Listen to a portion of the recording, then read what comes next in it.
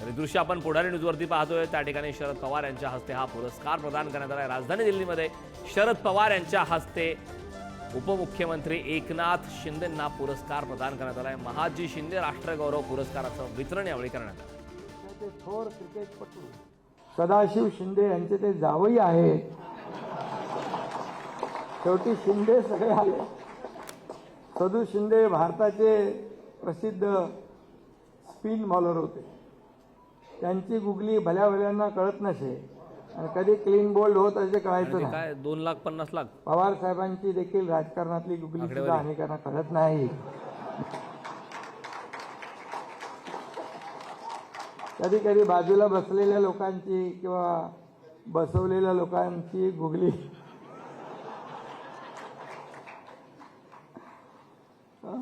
पण माझ्याबद्दल थोडं मी वेगळं सांगतो।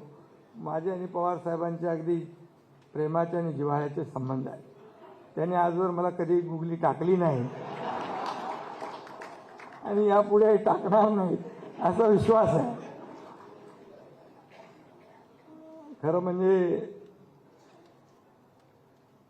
महाजी शिंदे हे आभाळा एवढं व्यक्तिमत्व होतं।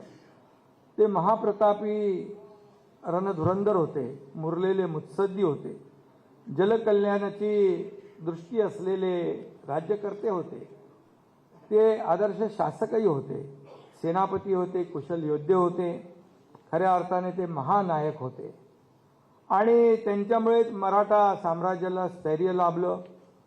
पानिपतचं युद्ध इतकं भीषण होतं की मराठा साम्राज्याचा अस्त झाला अशी परिस्थिती त्यावेळेस निर्माण झाली होती।